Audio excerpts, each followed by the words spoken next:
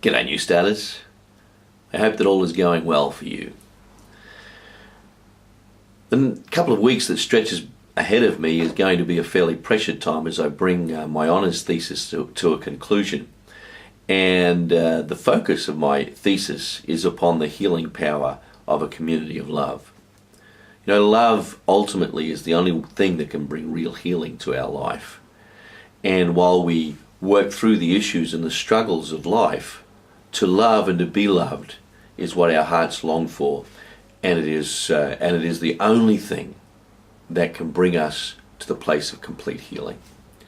The last time I did a Thought for the Week video, I focused on the tragedy that impacted my daughter with the loss of her little puppy George. Well, I'm happy to say that Kayla has worked through that experience, and today she has a brand new puppy called Lady. The reason that I wanted to tell you about that, and obviously there are people that would genuinely want to know what's happening with Kayla, but I want to tell you how proud I am as a dad to have watched Kayla work through this process.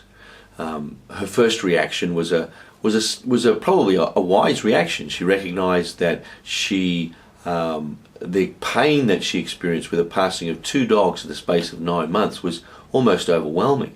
And the best way of dealing with that was to, despite her desire to have a pet in her life, to choose to not to have a pet. And there's a certain amount of wisdom in that. And yet as a dad, I recognized that that was not something that would ultimately fit well with Kayla, because she is an animal lover. And she has an incredible heart, and she loves to love. And one evening she came to me and said that she had a plan, and that was that she didn't want to own a dog anymore, but that there was opportunities to foster dogs, and she would love to be able to foster a dog so that she could have a dog in her life, but then not get too attached to it and allow it to be passed on to someone else. And I said to her, Kayla, it's not so much a dog that you want, it's a relationship with a dog that you really want. And I suggest that maybe she looks around for an older dog, and one that's been trained, one that would be easier to fit into her life than a puppy, and to fill that void like that. Well, after a couple of days, her and her mother ended up walking into a pet store, and instead of finding an older dog, they found a puppy, and Emmy got her the puppy for her birthday. And in doing that, Kayla chose to open her heart again to the possibility of more pain, but to the reality of being able to give of that which is innately within her.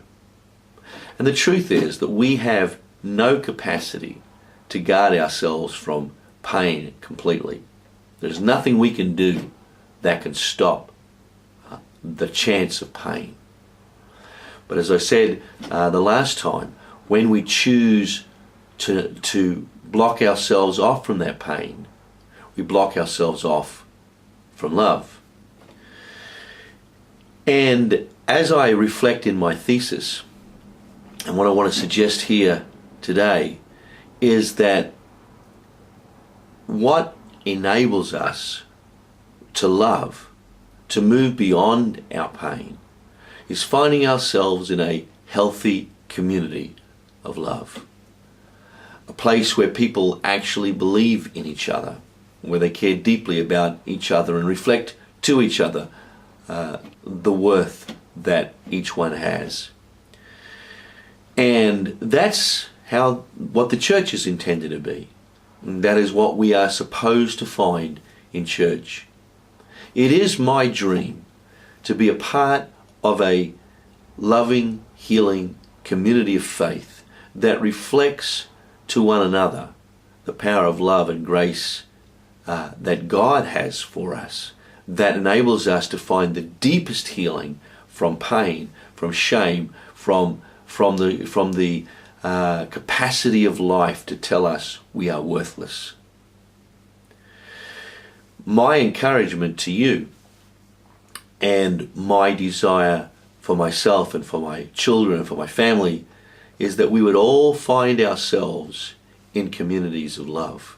Make the communities in which we are a part communities of grace and openness and love. It takes a great deal of faith and some considerable boldness to be the one that will choose love over defensiveness, love over self-protection, love over closeness. And unfortunately, most of the communities and institutions of which we are part reflect those traits rather than the traits of love and grace. And that includes the church.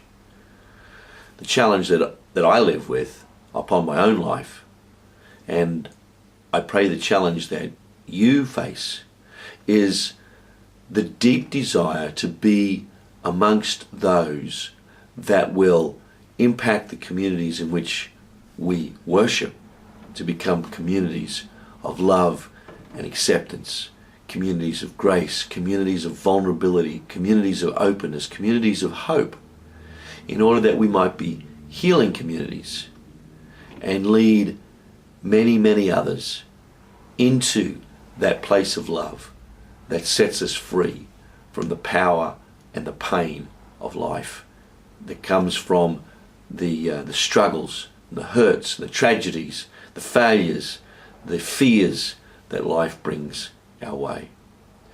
And so as you move out into the week that is ahead, can I encourage you to think about how do you impact the communities that you are in, whether they be churches or your family or perhaps even the work environment that you are in, to be communities of love and communities of grace.